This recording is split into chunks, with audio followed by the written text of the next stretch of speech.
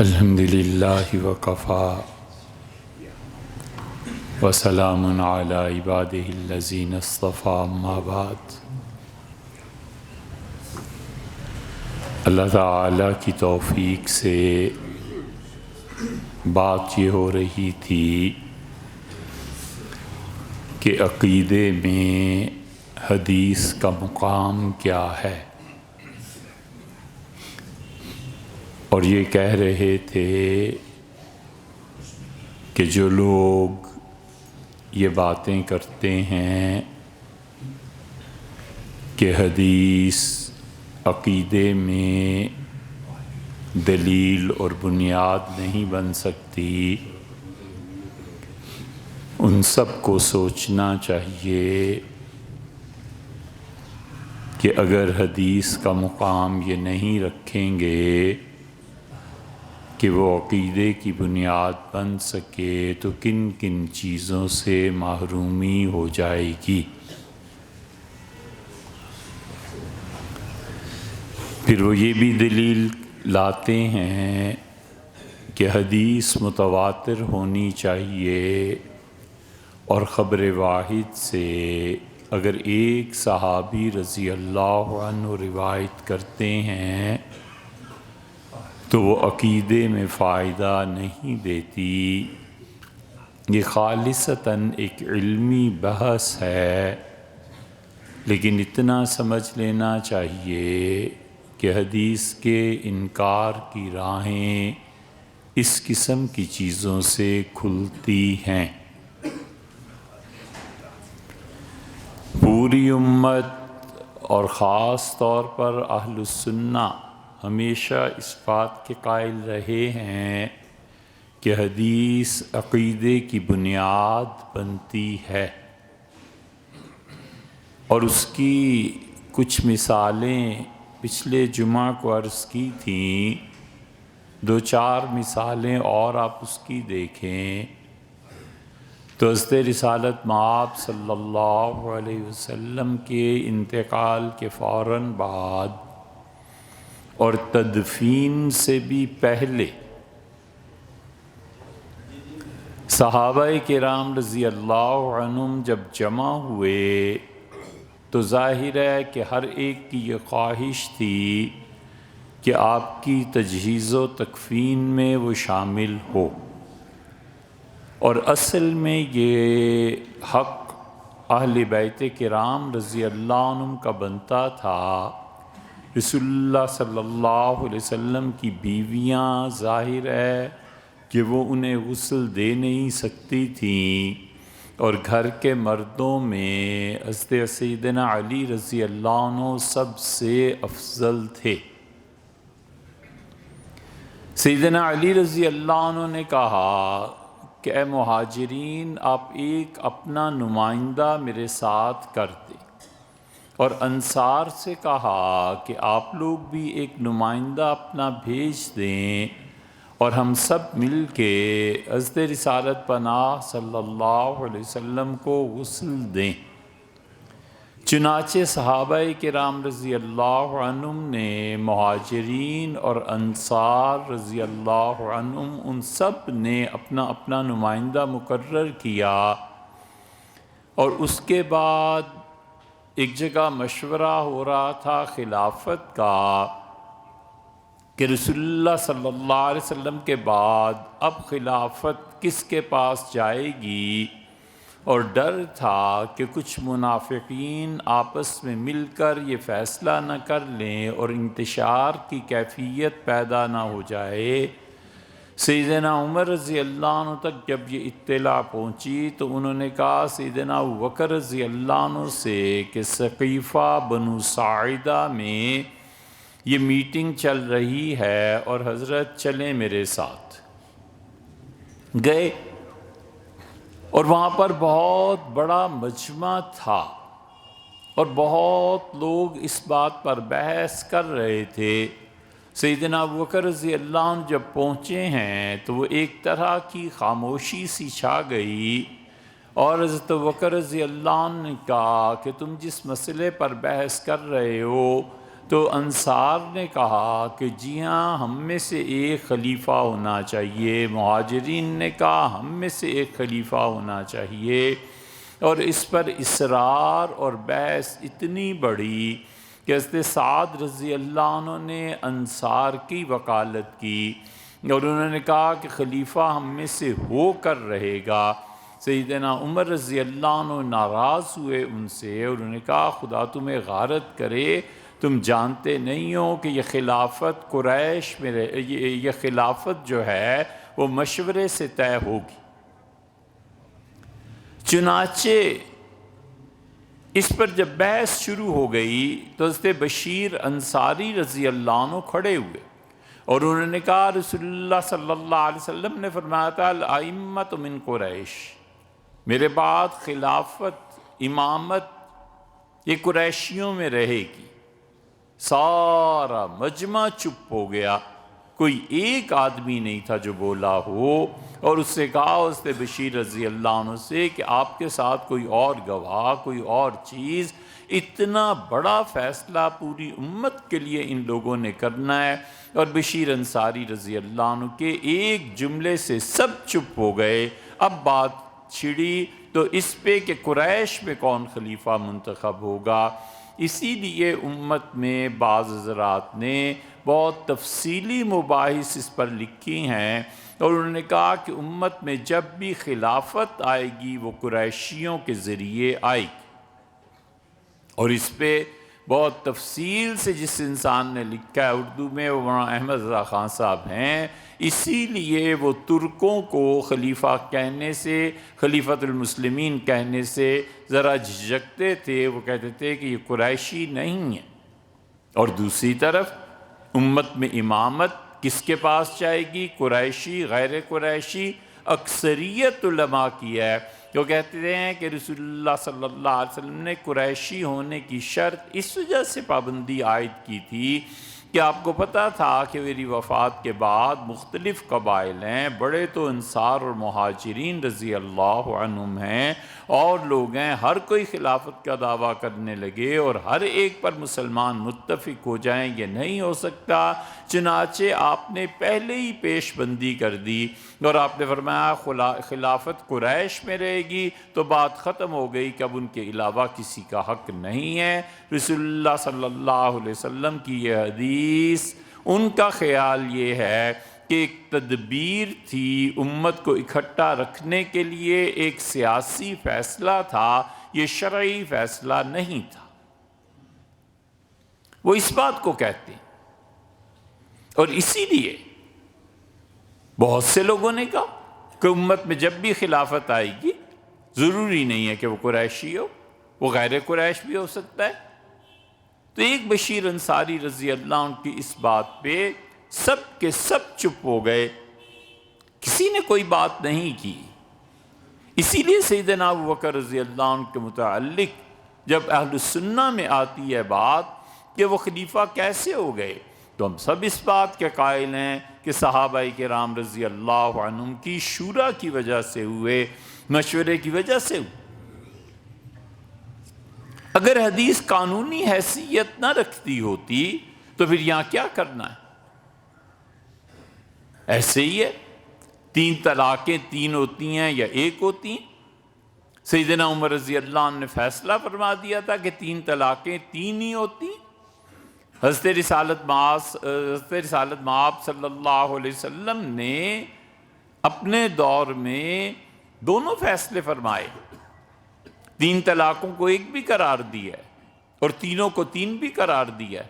آپ پوچھتے تھے کہ یہ 2 باقی کس لیے تم نے دی؟ وہ کہتا تھا کہ اللہ کے رسول 1 طلاق تو اصل میں دی اور 2 طلاقیں دیں، پہلی طلاق کو مضبوط کرنے کے لیے، ختم کرنے کے لیے بات کو، کہ بس اب بات ختم ہو گئی تو 2 میں نے اور بڑھا دیں۔ نبی کریم صلی اللہ علیہ وسلم نے فرمایا تمہاری 1 ہی طلاق ہوئی ہے، اور کسی نے کہا کہ 3 کی 3 دی ہیں، آپ نے فرمایا تمہاری 3 ہو گئی۔ حضرت عمر رضی اللہ عنہ نے کیوں قطعی فیصلہ فرمایا؟ یاد رکھنا چاہیے کہ امیر المومنین سیدنا عمر رضی اللہ عنہ نے جتنے فیصلوں پر مسجد نبوی میں اتفاق کرایا ہے ان سے 4 ائمہ ادھر ادھر نہیں ہوئے۔ امت نے اسے ایسے ہی قبول کر لیا ہے بس۔ حضرت عمر رضی اللہ عنہ نے تراویح کا فیصلہ فرما دیا تھا 20 کا، ختم ہو گئی بحث اس کے بعد، اور ہمیشہ لوگ 20 تراویح حنبلی، مالکی، شافعی، حنفی پڑھتے رہے۔ سیدنا عمر رضی اللہ عنہ نے خطبہ دیا اور انہوں نے کہا رسول اللہ صلی اللہ علیہ وسلم کے دور میں لوگ 3 طلاقیں دیتے تھے اور آ کر عرض کرتے تھے کہ اللہ کے رسول میں نے 1 طلاق دی ہے، اور دیکھو وہ مان جاتے تھے۔ پھر ابوبکر رضی اللہ عنہ کے دور میں بھی ایسے ہی ہوتا رہا۔ حضرت عمر رضی اللہ عنہ کے اپنے دور میں پہلے 2 سالوں میں ایسے ہی ہوتا رہا۔ پھر سیدنا عمر رضی اللہ عنہ تیسرے سال اٹھے اور انہوں نے کہا کہ لوگوں پر سچائی غالب تھی، لوگ جھوٹ نہیں بولا کرتے تھے، وقت بڑا اچھا تھا، جو کچھ کہتا تھا بس وہی کچھ ہوتا تھا۔ اب میرا دور جب آیا ہے تو میں سمجھتا ہوں کہ لوگوں پر جھوٹ غالب آنے لگا ہے، اور لوگ ہم سے آ کے جھوٹ بولتے ہیں، دی 3 ہوتی ہیں اور ہم سے آ کر 1 کہتے ہیں۔ آئندہ اگر کسی انسان نے کہا کہ میں نے 3 دی ہیں تو میں 3 ہی سمجھوں گا۔ ہم سمجھتے ہیں کہ لوگ دھوکہ دیتے ہیں، اب ہم اس دھوکے میں نہیں آئیں۔ ابن قیم نے لکھا ہے کہ یہ سیدنا عمر رضی اللہ عنہ کا سیاسی فیصلہ تھا، ہم کہتے ہیں نہیں، شرعی فیصلہ تھا، شرعی فیصلہ تھا، شریعت کے مطابق انہوں نے فیصلہ کیا کہ 3 طلاقیں 3 ہو۔ یہ سارا دار و مدار 1 اور 3 کا حدیث پہ ہی تو ہے، جانا کہاں ہے؟ اگر حدیث عقیدے کی بنیاد نہیں بنتی، حدیث اعمال کی بنیاد نہیں بنتی۔ عبداللہ ابن عباس رضی اللہ عنہ نے کہا یہ تیسری مثال ہے۔ ابن عباس رضی اللہ عنہ نے کہا کہ حج تمتع ہوگا، حج بھی اور عمرہ بھی۔ سیدنا عمر رضی اللہ عنہ اس کے خلاف تھے، وہ کہتے تھے کہ حج اور عمرہ دونوں کو ایک ہی سفر میں کیوں کرتے ہو؟ عمرے کے لیے الگ سفر کرو، حج کے لیے الگ سفر کرو، اللہ تمہیں زیادہ ثواب دے گا، یہیں تو تم رہتے ہو حرمین شریفین میں، تو اس لیے حج کے لیے الگ احرام باندھو، عمرے کے لیے الگ۔ اور تمتع میں جیسا کہ عام طور پہ حاجی سب جانتے ہیں کہ عمرہ بھی ہے اور حج بھی ہے۔ انہوں نے کہا رسول اللہ صلی اللہ علیہ وسلم نے اسے درست قرار دیا تھا۔ عروہ رضی اللہ عنہ بولے اور انہوں نے کہا کہ عبداللہ، سیدنا ابو بکر اور عمر رضی اللہ عنہ تو منع کرتے تھے اس سے۔ عبداللہ ابن عباس رضی اللہ عنہ کو شدید غصہ آیا اور انہوں نے کہا میں تمہیں رسول اللہ صلی اللہ علیہ وسلم کی بات بتاتا ہوں اور تم مجھے ان دونوں حضرات کا حوالہ دیتے ہو۔ میرا خیال ہے پچھلی امتوں پر اسی لیے عذاب آیا تھا کہ اپنے رسول سے ہٹ جانے کا مطلب یہ ہے کہ حدیث کے مقابلے میں یوں ڈائریکٹلی مجھے کہنا اور براہ راست اس موقع پر کہنا یہ مناسب نہیں ہے۔ جب رسول اللہ صلی اللہ علیہ وسلم کی بات آ جائے تو ہم سب لوگوں کو چپ ہو جانا چاہیے۔ اس لیے عقیدے کی بنیاد اگر حدیث پہ نہیں آئے گی تو اب ذرا سوچیں تقدیر کا عقیدہ قطعی ہے یا نہیں؟ ہر مسلمان تقدیر کو مانتا ہے، یہ تقدیر اتنی بڑی چیز ہے اس کو ماننا کہ صحیح مسلم میں آتا ہے حضرت عبداللہ ابن عمر رضی اللہ عنہ کو کسی نے کہا کہ حضرت فلاں آدمی نے آپ کو سلام بھیجا ہے۔ انہوں نے کہا اس کے پاس جانا اور اسے کہنا میں اسے سلام نہیں بھیج رہا، نہ اس کا جواب دے رہا ہوں، مجھے پتہ چلا ہے کہ وہ آدمی اللہ کی تقدیر کا انکار کرتا ہے۔ اور یاد رکھو کوئی آدمی زمین و آسمان کے درمیانی خلا اور اس سے بھی بڑھ کر اعمال اللہ کے سامنے لائے اور تقدیر کا انکار کرے تو اللہ اس کی تقدیر کو اس کے اعمال کو بالکل قبول نہیں کرے۔ اور ہم سب کا عقیدہ ہے وَنُؤْمِنُ بِالْقَدْرِ، اور ہم اللہ کی تقدیر پر ایمان لائے خیری و شرہی من اللہ تعالی، کہ اس کا خیر اور شر دونوں اللہ کی جانب سے ہیں۔ یہ عقیدہ حدیث کی بنیاد پر ہے۔ یہ جتنے کہتے ہیں نا کہ قرآن اس کی بنیاد پر عقیدہ ہے، انہیں کہو یہ عقیدہ بھی ذرا قرآن سے ثابت کر لیں۔ خیر اور شر کے جو الفاظ ہیں قرآن کریم میں آئے ہی نہیں۔ آمن الرسول بما انزل الیہ من ربہ والمؤمنون۔ اور پھر فرمایا کل آمن باللہ و ملائکتہ و کتبہ و رسلہ. یہ ہے آیات میں، تقدیر کا کوئی ذکر نہیں فرمایا. حدیث کو اگر نکال دیں گے تو تقدیر پہ ایمان سے پھر ہاتھ دھو دینے. تقدیر کا عقیدہ کہاں سے آئے گا؟ اور وہ اتنا مضبوط، اتنا مستحکم، وہ اتنا ٹھوس عقیدہ ہے کہ وہ بالکل اسی طرح ہے جس طرح اللہ کو ایک ماننا ہے. تقدیر اللہ کی صفات میں سے ہے. وہ اتنا بڑا عقیدہ ہے کہ حضرت رسالت پناہ صلی اللہ علیہ وسلم نے پورے حدیث کے ذخیرے میں 2 چیزوں پر جو اردو میں ٹھیٹھ محاورے میں ترجمہ کریں تو ہاتھ جوڑ دیے ہیں. اور آپ نے فرمایا اللہ اللہ فی اصحابی، میں تمہیں خدا کا واسطہ دیتا ہوں، خدا کا واسطہ ہے میرے صحابہ رضی اللہ عنہ کے بارے میں زبان نہ کھولنا. فمن احبہم فبحبی احبہم، جو ان سے محبت کرے گا وہ میری وجہ سے ان سے محبت کرے گا، میرے تربیت یافتہ ہیں. اور جو ان کو برا کہے گا وہ میری وجہ سے برا کہے گا کہ میری صحبت میں رہے اور پھر بھی ایسے اور ایسے اور ایسے خراب رہے. ایک کس پہ؟ ایک تقدیر پہ. تقدیر کا مسئلہ آیا تو آپ نے فرمایا میں تمہیں اللہ کی قسم دیتا ہوں خدا کا واسطہ اس تقدیر پہ بحث نہ کرنا. اور آپ نے فرمایا تم جب قیامت میں اللہ کے حضور میں پیش ہوگے اور تمہارے عقیدے کی جانچ ہوگی تو خدا پوچھے گا فرشتوں سے کہ اس بندے کا دیکھو اس نے تقدیر پر بحث کی ہے. فرشتے عرض کریں گے کہ اے رب نہیں کی. اللہ فرمائیں گے بس چھوڑ دو اسے، اس لیے کہ اس نے بحث نہیں کی ہم بھی بحث نہیں کریں گے. اور جس کے متعلق یہ آئے گا کہ یہ تقدیر پر بحث کیا کرتا تھا، رسول اللہ صلی اللہ علیہ وسلم اللہ فرمائیں گے اسے میرے سامنے لاؤ، میں اس پہ تقدیر پہ بحث کروں گا. اور یقیناً بندہ اپنے پروردگار کے مقابلے میں ہار جائے. اسی یہ تقدیر ہے.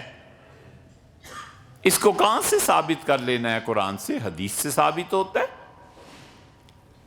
دوسرا عقیدہ جس سے محرومی ہو جائے گی اگر اس نظریے کو مان لیا جائے کہ حدیث عقیدے کی بنیاد نہیں بن سکتی، تو پھر جو عذاب قبر اور اس کے متعلقات ہیں سب اڑ جائیں گے. اسی لیے یہ عذاب قبر کا انکار کرتے ہیں. عذاب قبر کا جو انکار کرتا ہے وہ لازماً 3-4 چیزوں کا خود ہی انکار کر جاتا ہے. جب عذاب قبر نہیں ہے تو فرشتوں کی پوچھ گچھ بھی نہیں ہے، فرشتوں نے پوچھنا بھی کوئی نہیں. منکر نکیر کے عقیدے سے بالکل محرومی ہو جائے گی.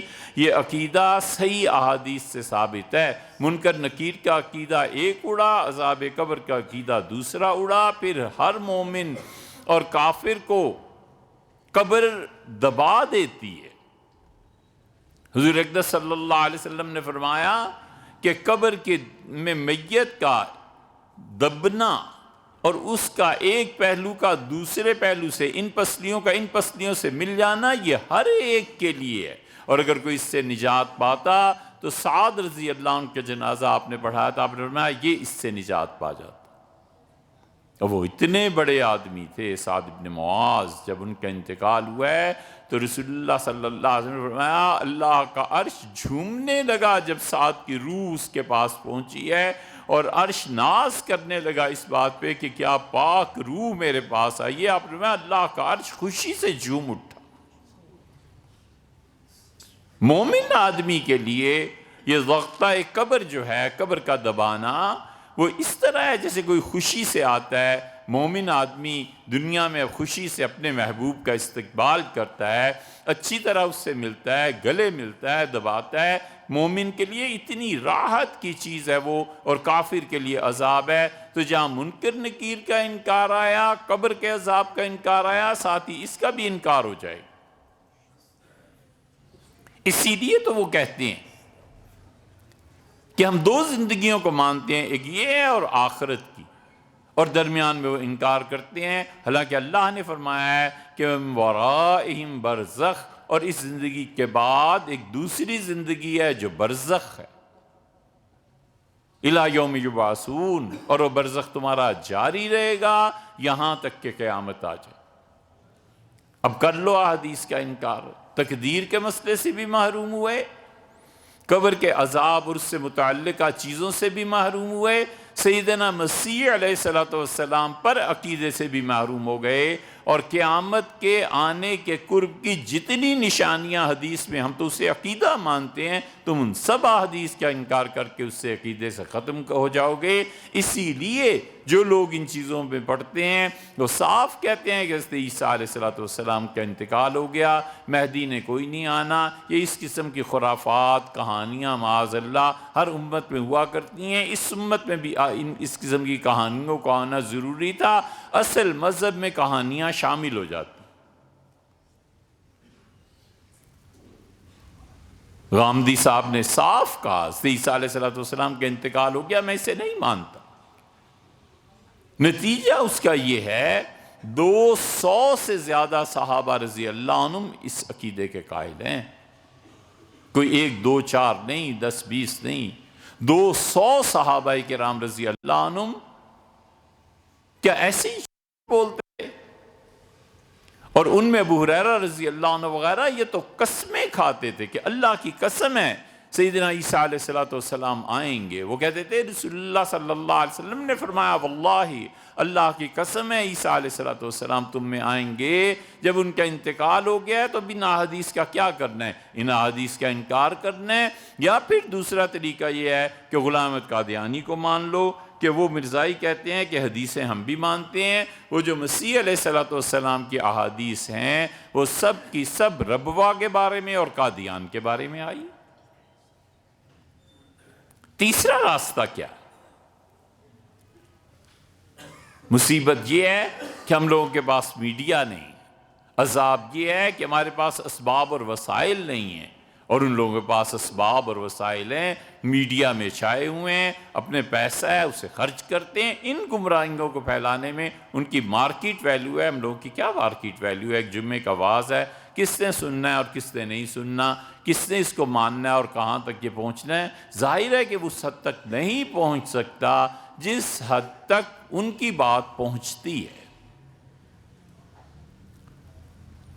سیدنا مسیح علیہ السلام کے انکار سے مہدی کا بھی انکار لازم آئے گا، اور مہدی کے متعلق رسول اللہ صلی اللہ علیہ وسلم نے اتنی کثرت سے کہا ہے۔ دلیل کیا دیتے ہیں؟ دلیل یہ دیتے ہیں کہ امام بخاری اور امام مسلم ان حدیث کو نہیں لائے۔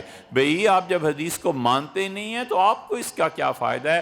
ابو داود نے پوری کتاب المہدی لکھی ہے، شیعہ اور اہل سنہ سب متفق ہیں حضرت مہدی علیہ السلام کے آنے کے۔ یہ الگ بات ہے کہ ان کے نزدیک مہدی زندہ ہیں اور وہ قرب قیامت میں ظاہر ہو جائیں گے، ہمارے نزدیک ان کی پیدائش ہوگی اور قیامت کے قریب آئیں گے۔ ان تمام احادیث کا انکار کرنا پڑے گا۔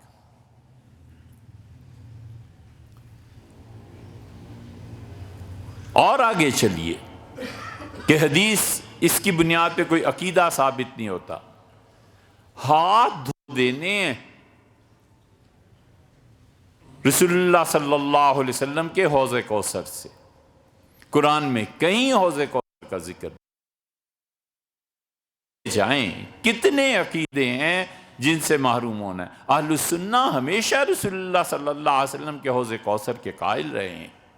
حوض کوثر پہ رسول اللہ صلی اللہ علیہ وسلم نے وعدہ فرمایا ہے لوگوں سے کہ تم میرے پاس حوض پہ آؤ۔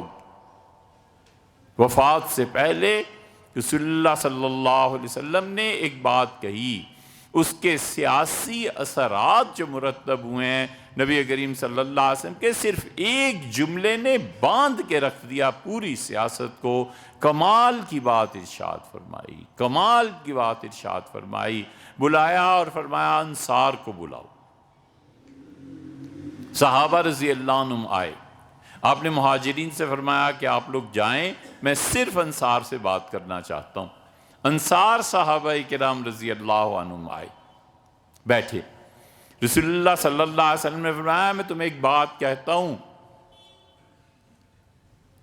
میری بات یاد رکھنا، انصار امت بڑھتی چلی جائے گی اور تم کم ہوتے چلے جاؤ گے، لوگ چھا جائیں گے اور تم پیچھے رہ جاؤ گے، لوگوں کو عہدے ملیں گے اور تمہیں محروم رکھا جائے گا، تو تم اس وقت کیا کرو گے حکومت کے کاموں میں؟ ان کا اللہ کے رسول تلوار فیصلہ کرے گی۔ رسول اللہ صلی اللہ علیہ وسلم نہ ایسے نہیں کرنا. آپ نے انصار تم عہدوں سے محروم ہو جاؤ گے, کوئی تمہیں عہدوں کے لیے نہیں بلائے گا, میری بات یاد رکھنا, فَاصْبِرُوا صبر کرنا ہے, تلوار نہیں نکالنی, حتیٰ تلقونی علی الحوض, حوض کوثر پہ آنا, میں تمہارا انتظار کروں. سیدنا عمر رضی اللہ عنہ جانتے تھے نا, عہدے لے کے انصار کے گھر جاتے تھے, اصرار کرتے تھے کہ حضرت آپ انصاری ہیں, آپ میری حکومت. وعدہ فرمایا تھا حوض کوثر کا, بس وہ عزیز. انس ابن مالک رضی اللہ عنہ سے کہا, ان کی والدہ آئیں اور کہا اللہ کہتے ہیں حضور صلی اللہ علیہ وسلم بہت خوش ہوئے, ان کے خادم تھے, ان کا اللہ کے رسول اتنے عرصے سے یہ آپ کی خدمت کر رہا ہے, اسے کوئی دعا دے دیں. رسول اللہ صلی اللہ علیہ وسلم نے فرمایا اللہ انس کی جان میں اور مال میں برکت دے. 80 سال سے زیادہ عمر پائی انہوں نے, اور وہ کہتے تھے مدینہ منورہ میں شدید گرمی میں لوگوں کے کھجوروں میں کھجور پڑتی ہے, کھجور کے درختوں میں, اور میرے یہاں سردی میں بھی پڑتی ہے, سال میں 2 مرتبہ پھل اتارتا ہوں. اور انہوں نے کہا مجھ سے فرمایا کہ انس میں تمہارا ہاتھ یوں پکڑوں گا اور اللہ تعالیٰ کے سامنے لے جاؤں گا اور کہوں گا اس کو جنت میں بھیج دیں, یہ میری بڑی خدمت کرتا رہا. میں نے پوچھا آپ کہاں ہوں گے؟ فرمایا انس مجھ سے آ کے ملنا جہاں لوگوں کے اعمال تل رہے ہوں. میں نے کہا اللہ کے رسول وہاں نہ پاؤں, تو آپ نے فرمایا جہاں عدالت قائم ہو. میں نے کہا وہاں بھی نہ ہو. فرمایا حوض کوثر پہ آنا. میں نے کہا وہاں بھی نہ ہو. فرمایا نہیں, 3 جگہوں کے علاوہ میں تمہیں کہیں نہیں ملوں گا, بس یہ 3 مقامات ہوں گے, اور میں یوں تمہارا ہاتھ پکڑ کے اللہ کے سامنے لے جاؤں. یہ حوض کوثر کا وعدہ کیا ہے انہوں نے. قرآن میں کہاں ہے حوض کوثر؟ رسول اللہ صلی اللہ علیہ وسلم فرماتے ہیں, آپ نے فرمایا کہ ہر نبی کو قیامت کے دن حوض دیا جائے گا لوگوں, اور ہر نبی اپنے حوض پر کھڑا ہو کے لوگوں کو دعوت دے گا, کہے گا میرے گھر آئیے, میرے حوض پہ آئیے, آج میرے پاس پانی پیجئے, اور سب سے زیادہ جس کے مہمان ہوں گے وہ میں ہوں. اور آپ نے فرمایا کہ قیامت تم آسمان دیکھتے ہو, اس میں اتنے ستارے نہیں ہیں جتنے وہاں برتن اور پیالے پڑے ہوئے ہیں لوگوں کو پانی پلانے کے لیے. اسی حدیث سے محرومی, حوض کوثر صاف چھٹی, حوض کوثر قبر تقدیر. اور آگے چلو, قرآن کریم میں کہاں آیا ہے کہ رسول اللہ صلی اللہ علیہ وسلم شفاعت کریں گے؟ آپ قرآن سے مجھے ثابت کر دیں کہ نبی کریم صلی اللہ علیہ وسلم سب انبیاء علیہ السلام سے افضل ہیں. یہ عقیدہ ہے. قرآن میں کہاں آیا ہے؟ اللہ نے فرمایا تلک الرسل, یہ رسول ہیں علیہ السلام, فضلنا بعضهم علی بعض, ہم نے ایک دوسرے پر انہیں ترجیح دی ہے. لیکن قرآن نے قطعی طور پر عقیدے کے طور پر کہا ہو کہ رسول اللہ صلی اللہ علیہ وسلم سب نبیوں سے افضل ہیں. یہ کہاں ہے قرآن؟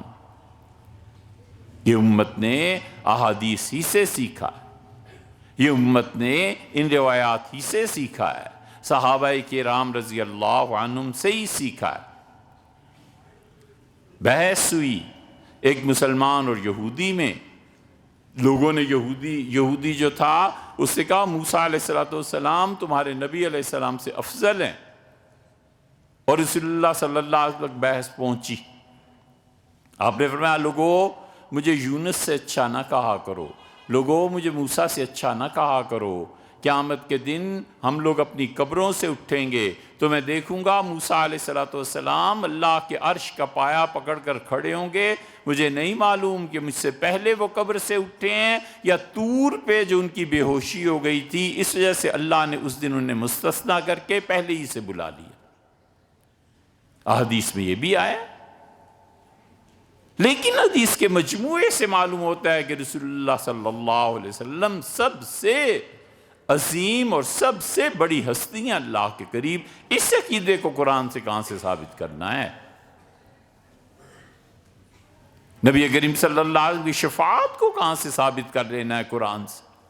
اس سے ہمارے بچے جن کو یہ قرآن کے نام پہ ورغلاتے ہیں, بات اتنی سی ہے کہ اسباب اور وسائل میں چونکہ ان کی دسترس زیادہ ہے لہٰذا وہ پھیل رہے ہیں, گمراہ کن عقیدے بیان کر رہے ہیں, اور ان سب گمراہوں کو ایک ہی بات سوچے کہ جی حدیث حجت نہیں، حدیث حجت نہیں۔ انشاءاللہ آئندہ اس موضوع پہ پھر بات کریں گے۔